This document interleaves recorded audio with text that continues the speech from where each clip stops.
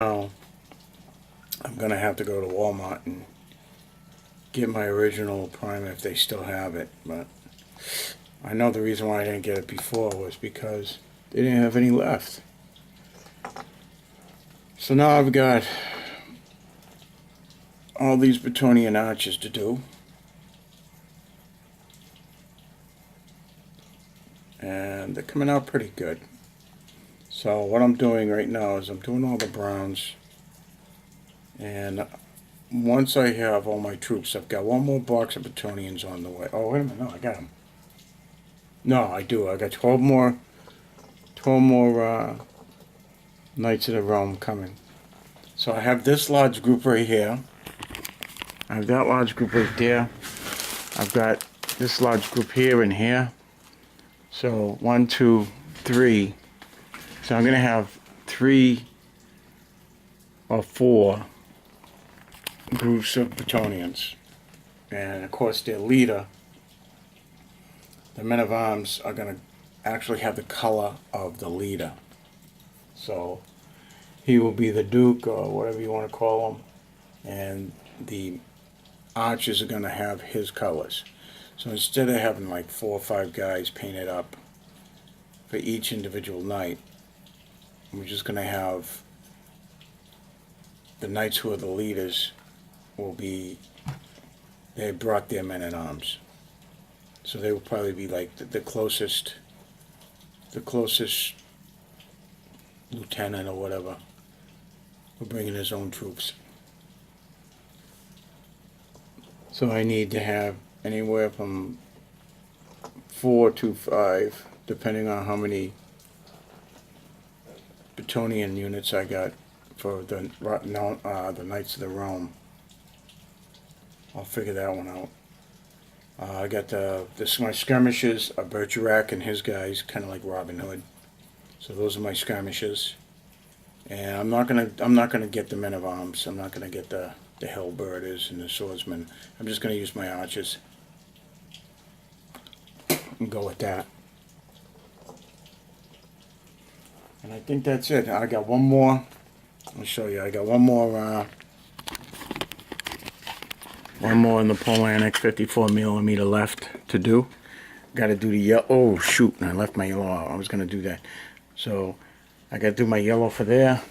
Now, what I do is when I've stained these guys with the Army Builder, and I want to show you something. This is a reverse plier, and this is what I do.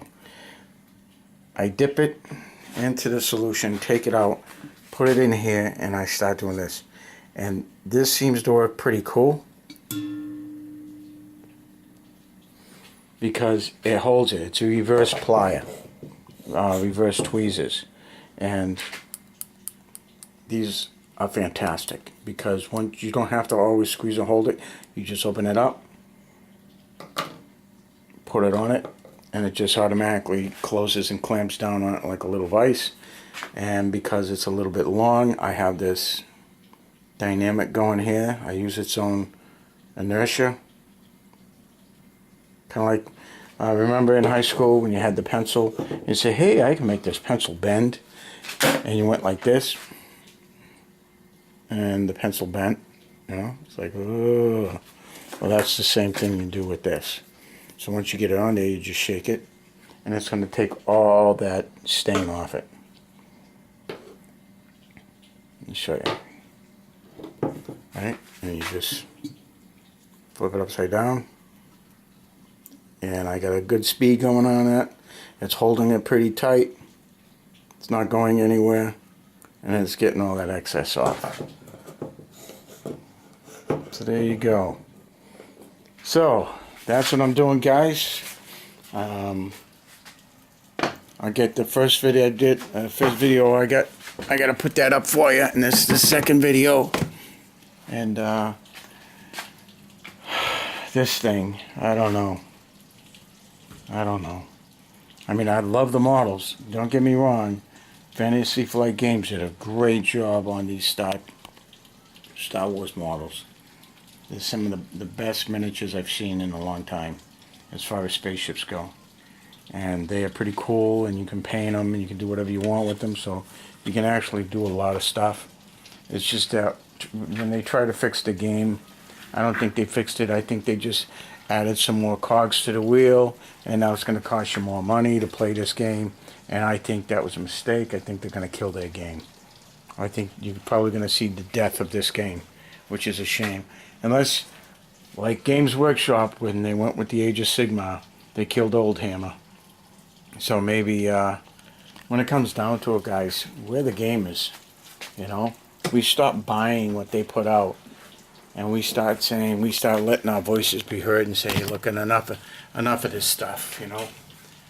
And we go back to the old ways, you know, doing old Rogue Trader stuff, or Games Workshop, you know, Old Hammer and old 40K, and we just stop buying this stuff. And what will they do? I don't know. It's up to us, you know. It all depends. But I don't know. So far, these things are coming out pretty good. I think it's fun. I just wish that people weren't so greedy. You know, try to squeeze, and then the prices for these things are outrageous. But I don't know. Oh well, let's stay happy, be good to each other. Happy War Gaming. Thanks for watching, and I will see you out there. Ciao. Be good.